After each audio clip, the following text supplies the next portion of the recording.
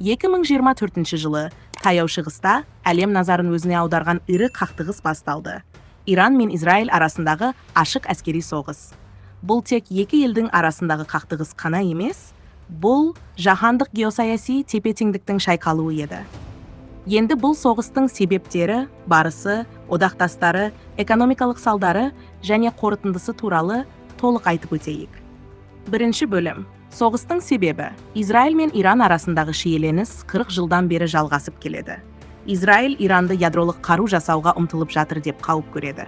2023 жылы Газа секторында Израиль мен Хамас арасындағы соғыста Иран Хамасты қару-жарақпен қолдады.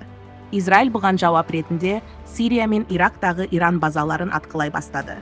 Ал 2024 жылдың сәуір айында Иран тұңғыш рет Израиль аумағына тікелей зымыран және дрон шабуылдарын жасады. Осылайша соғыс басталды. Екінші бөлім соғыс барысы. Соғыс 18 күнге созылды. Иран Израильге 3000-нан астам дрон және 1200 баллистикалық зымыранмен шабуылдады. Израильдің Iron Dome жүйесі зымырандардың 85%-ын ұстап қалды. Израиль өз кезегінде Иранның ядролық орталықтарын, әскери қоймаларын, дрон зауыттарын және байланыс жүйелерін 150-ден астам соққымен талқандады. Шабуылдар кезінде Израильде 350-ге жуық бейбіт тұрғын және 74 әскери қаза тапты. Иранда 1100-ден астам адам қаза тапты. Оның ішінде ядролық мамандар мен офицерлер бар. Үшінші бөлім. Кім қай жақты қолдады?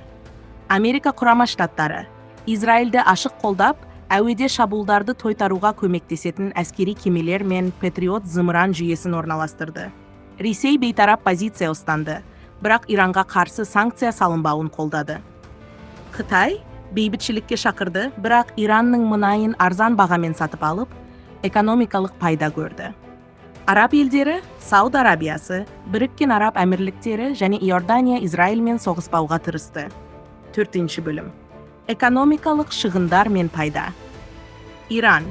Әскери шығын 18 миллиард доллар. Жойылған инфрақұрылым, ядролық, энергетикалық, дрон зауыттары 12 миллиард доллар. Мұнай экспорты соғыс кезінде 45% төмендеді. Бұл шамамен 6 миллиард доллар. Жалпы шығын 36 миллиард доллар. Израиль.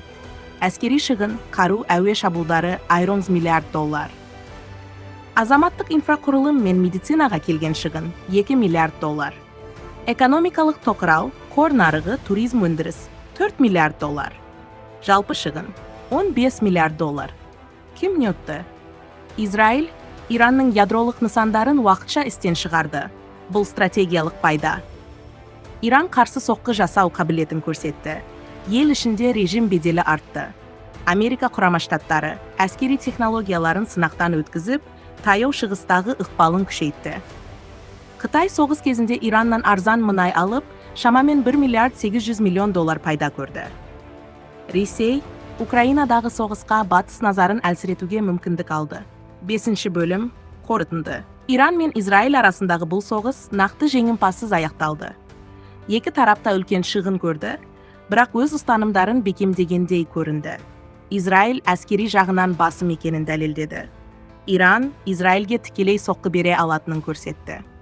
Әлем таяу шығыстағы тұрақсыздықтың кез келген сәтте жаһандық қақтығысқа айналуы мүмкін екенін түсінді, соғыс тоқтады. Бірақ бұл соңы емес, жаңа геосаяси кезеңнің бастамасы. Осындай тарихи және геосаяси сараптамалар ұнаса, арнама жазылып, лайк басып, пікір қалдырыңыз.